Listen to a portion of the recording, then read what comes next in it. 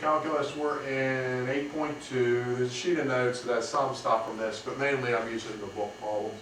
But this is the formula that you'd follow for integration by parts. There's going to be an integral you're given that has two items. You're going to pick one of them to be called u for your world, and you want that to be an easy derivative to do, and you're going to use that to find a thing called du. You're going to have the other piece be called dv in your world, and you want that to be an easy integral, and you do the integral of it, and you're going to call that a v. And then you're going to slot those items into this, and hopefully the integral you make is an easier integral than what you started with. If it isn't, you messed up. Basically, this is just the product rule backwards. Not super crucial in doing the homework, but just to explain where this is coming from. If you do the derivative of something like this using the product rule, you would take the first thing times the derivative of the second plus the second thing times the derivative of the first.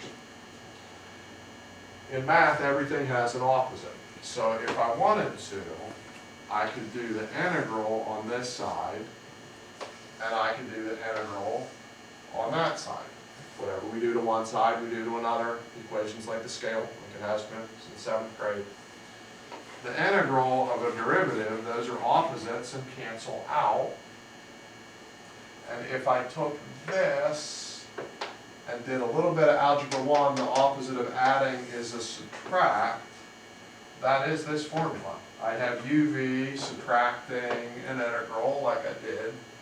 I'd have this integral by itself like it is. Basically, what we're looking to do today is undo the product rule. So if you see the problems, you'll see a lot of multiplication going on in these problems. If you didn't totally understand what I just did, life goes on. But this integration by parts is just product rule backward. If you didn't grasp the details of that, so be it. What you do need to be ready to do is to name u to be the easier derivative and the dv to be the easier integral. So if I go to do this first problem,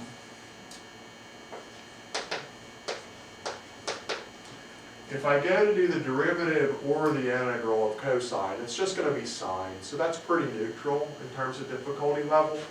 But for the x, I feel like I'd rather do the derivative of x to get 1 than to do the antiderivative of x to get half x squared. That definitely feels easier to me. So I'm going to make the u be the x, so the derivative can be that 1, and make that better. The dv could be cosine, and then the antiderivative or integral of cosine would be sine. And then I'll make myself a new problem following what this rule says. I'll take the u times the v minus, create a new integral that I hope is better than where I started from by taking the v times the du, which was 1. And this is definitely a better problem than that. So the answer would be me having to do the antiderivative of sine, which is cosine, but with the sign switch, and adding on a plus c. If I go to do this, I don't see 2 items this time. So there's always an invisible 1 there to help us in math when we need it. So I'm going to need to do the derivative of one thing and the integral of another. We don't know how to do the integral of this. If we did know how to do the integral of this, we'd have already done it and the problem would be over. So this must be the u that we can do the derivatives of ln things. The derivatives of ln things are fractions. Whatever this argument is goes to the bottom. Its derivative of the bottom goes on the top. So this must have been the 1 that could be our dv. Do the antiderivative of a 1, and that's an x. So then we follow the pattern. Take the u times the v, which is an x that I'd rather write in front, minus a new integral that better be better, by taking the v times the du. This is like it's over 1. We get a nice cancel of that. This is just the antiderivative of 1. So we have the x ln x from before. The antiderivative of 1 is x, plus our good friend the c. For this one, e to the x is neutral. The integral of e to the x is e to the x. The derivative is also e to the x. So it doesn't really matter what that is. The question is, for x squared, would you rather do the derivative or the integral? I'd rather do the derivative. So I'll make my u be x squared. So my du is 2x. My dv is e to the x. And when I go to work on that, it just stays the same. So I'll take u times v minus a new integral that better be better. That's going to be the v times the du. And that's a little bit better than that. We still can't quite do it yet, though, unless we basically go again. I'm going to pick a u this time to be the 2x. A new dv is still e to the x. Derivative here is 2. Integral there stays the same. So this x squared e to the x is still there. There's a minus that's still there. And we're about to get a bunch of stuff that would be in parentheses. Our new u times our new v minus a new integral with a v times a du. And now we can do that. So we'll get x squared e to the x. Minus can distribute in to have 2x e to the x. Minus minus is plus 2. And the integral of e to the x is just e to the x plus a c. If you like that one less because you had to go twice, here's a tip for that one. I'm going to just clear this out. Zippity, zippity, zip, zip, zip. I didn't really need any of this because I have a better system that works sometimes. Everything we did is fine. That is the right answer. But there's a shortcut to this called tabular integration. You can use tabular integration if you have something like x squared that will do derivatives and eventually become 0. Like x squared can become 2x. Derivative again can become 2. Derivative again can become 0. If you have an item like that you can do derivatives all the way down to 0, do a column of derivatives. The other column, do integrals. E to the x is beautiful because it just stays e to the x. And then these are going to partner diagonally. Those guys are partners. That went first. These are partners. That went second. These are partners. That went third. Just the rules on signs is that they alternate. We're going to keep sign, switch sign, keep sign. So that ended up making this one be a negative. We could have done that here if I take a quick stroll to the left, because the x can do a derivative to a 1, can do a derivative to a 0. Cosine can do an integral to a sine, can do another integral to a negative cosine. Those match, keeping, that was first. These match, switching, making a plus, putting that second. We could have used that there. Skipping this problem for a moment, I can't do the tabular thing on this because the e's would stay e's forever. Sines and cosines would switch back and forth forever. But I can do tabular integration on this one. I could go x cubed to a 3x squared to a 6x to a 6 to a 0, doing a bunch of derivatives. Sine, we could do integrals to be negative cosine